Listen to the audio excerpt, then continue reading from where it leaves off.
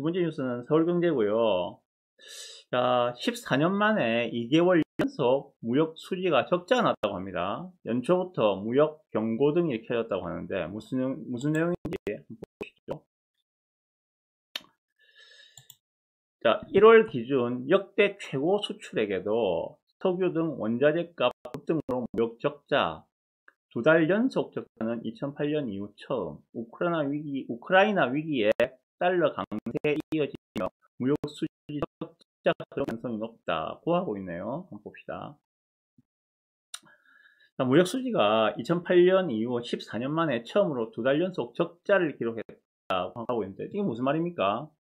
수출액보다 수입액이 더 많다. 그래서 무역 수지상으로 적자다는 이야기입니다. 수출이 역대 1월 중 처음으로 500억 달러를 넘어서는 등 호조를 이어갔지만 원자재 가격 급등으로 수입액이 급증했기 때문입니다. 자, 매년 그럼 2021년, 2022년 말할 것도 없고 2019년, 18년, 17년 각 매년마다 1월 달에 무역 수출액을 비교했을 때 올해 2022년 1월 달에 수출액이 역대 처음으로 500억 달러를 넘어섰다고 합니다. 제가 10월 달입니까? 방송할 때, 11월 달입니까? 방송할 때 10월 달에 우리 수출액이 650조였나요? 650억 달러였나요? 사상 최대의 그 수출액을 기록했다는 방송을 했던 기억이 있습니다. 수치는 정확하게 기억이 안 나는데, 예, 그렇게 했는데, 이번에는 1월 달은 좀 통상적으로 수출액이 좀 적은가 봐요. 근데 올해 2022년 1월 달에, 처음으로 500억 달러를 넘어서는 수출액을 기록했다고 합니다. 그런데, 수입액이 더 많다는 거야. 한번 봅시다. 얼마나 수입액이 많은지. 1일 산업통상자원부에 따르면 지난달 1월달이죠. 1월달 수출은 지난 해보다 15% 증가한 553억 불을 기록했는데 수입액은 602억 불을 기록해서 48억 9천 불, 약 49억 불이거죠. 49억 불의 적자를 기록했다라고 이야기하고 있네요. 근데 이 적자가 작년 12월, 올해 1월 두 달 연속 누적되어서 나타나고 있다. 그래서 우려스럽다 하는 이야기입니다. 자, 팩트는 보셨죠, 그죠? 그러면 봅시다. 지금 수출액은 계속 증가세를 이어가고 있어요, 그죠? 이어가고 있는데 작년에 9월, 10월, 11월 그때만 하더라도 수입액보다는 수출액이 더 많아서 무역 수지가 흑자인 상황이었습니다. 그런데 작년 12월부터 시작해서 올해 1월까지 이 두 달 동안에는 지금 수출액보다도 수입액이 더 많다는 거예요. 원인이 뭔가를 알아야 되겠죠, 그죠? 일단 원인을 보고 이야기해야 될 것 같은데, 자, 여기서 두 가지 시사점이 있습니다. 첫 번째 시사점은 수출액은 여전히 증가하고 있다. 다시 말해서 기업들이 외국에서 돈을 많이 벌어오고 있는 중이다. 이 말은 결국은 외부로부터 유용성이 들어오고 있다. 외부로부터 유용성이 공급되고 있다는 의미를 해석하셔야 됩니다. 유동성을 증가시키기 위해서 한국은행에서 화폐를 찍어서 유동성을 증가시킬 수도 있겠지만은 외국에서 돈을 벌어오는 거야. 외국에서 돈을 벌어오면은 자연스럽게 이것도 유동성이 유동성 증가의 요인으로 보셔야 합니다. 이것은 분명히 부동산에 영향을 미칠 수가 있는 요인이기 때문입니다. 자, 그럼 두 번째 봅시다, 이제.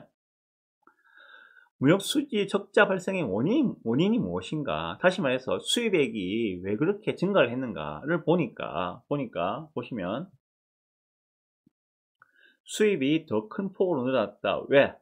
원유, 가스, 석탄 등 3개 에너지원의 수입 규모는 약 160억 달러로 지난해 1월 대비 90억 달러 증가했다 라고 이야기하고 있습니다. 보니까는 지금 왜 그렇게 수입액이 증가했는가를 보니까는 원자재 가격이 급등하고 있다. 특히 에너지원 수입 규모가 엄청 늘었다. 그래서 적자가 났다는 이야기예요. 자, 그러면 확인해 보셔야겠죠. 요즘에 유가가 어느 정도인지 한번 보시죠. 증권에 들어가서 시장 지표를 보시면은, 네, 여기 보면은 유가가 지금 나옵니다. 그죠? 유가. 웨스트 텍사스 인덱스 해가지고 이거는 서부 텍사스 미국 서부 텍사스유의 배럴당 금액입니다. 자, 88.2달러죠.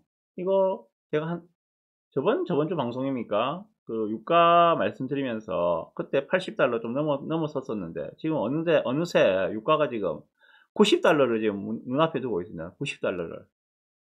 그 환율 한번 보십시오. 환율은 지금 달러당 1200원을 넘어서서 지금 1210원 가까이 지금 나와 있습니다. 그죠?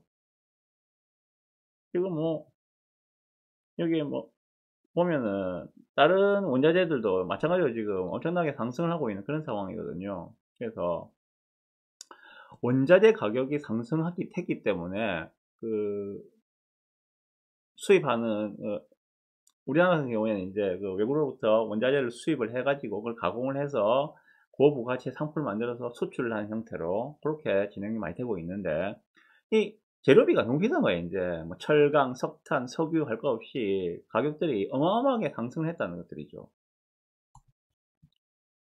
자, 그러면은 예상을 해봅시다. 그러면은 자, 이렇게 되면은 어떤 현상이 발생할까요?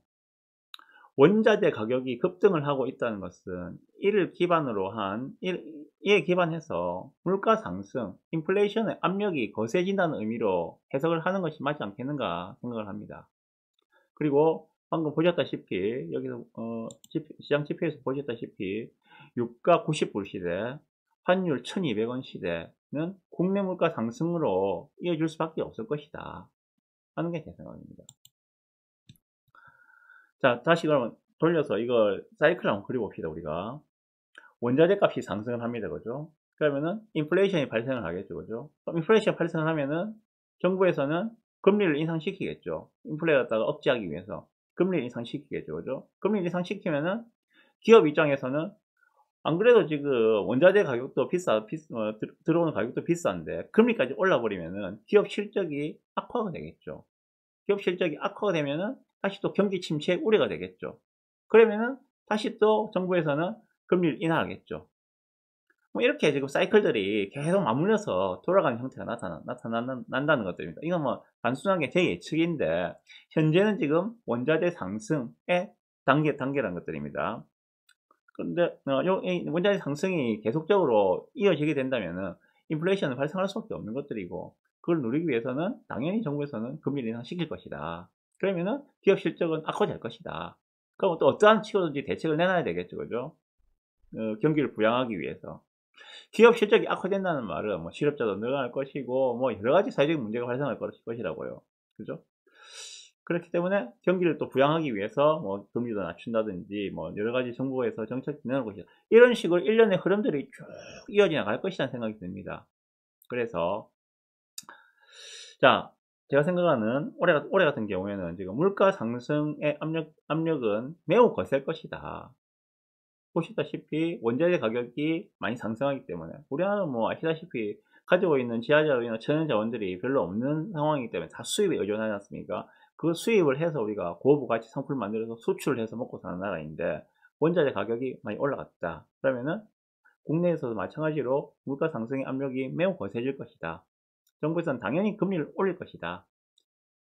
그런데 금리를 무작정 올릴 수는 없을 것이다. 왜냐하면 그렇게 되면 기업이 이중구를 겪기 때문에. 그래서 금리 인상을 하긴 하겠지만은 올해도 뭐 금리 인상을 한다고 계속 예측을 하고 있습니다만은 그렇게 무지막지하게는 못 올릴 것이다. 제한적으로 올릴 수밖에 없을 것이다. 라고 생각합니다. 무엇보다 중요한 건 지금 현재 인플레이션이 거의 뭐 기정사실로 받아들여야 되지 않겠습니까? 인플레이션은 기정사실일 것이다. 그렇다면은 이러한 인플레 시대에는 인플레를 해지할 수 있는 실물 자산을 보유하고 있는 것이 훨씬 유리하다.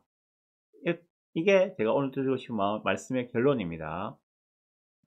인플레이션이 왜 무서운가? 제가 저번에 말씀드렸죠, 그죠? 내가 10억을 가지고 있어. 그런데 물가가 올라서 지금은 10억으로 살 수 있는 물건이 뭐 예를 들어서 이만큼의 물건을 살 수 있다면은 인플레가 발생하고 매년 물가가 뭐 5%씩만 올라도 10년 뒤에는 내가 10억으로 살 수 있는 물건은 이만큼밖에 안 된다는 것들이죠. 내가 가지고 있는 돈의 가치가 짜그러든다는 이야기거든요. 그래서 인플레이션을 해지할 수 있는 상품을 가지고 인플레이션 구간을 통과하시라. 이 말씀을 드리기 위해서 이 기사를 가져왔습니다.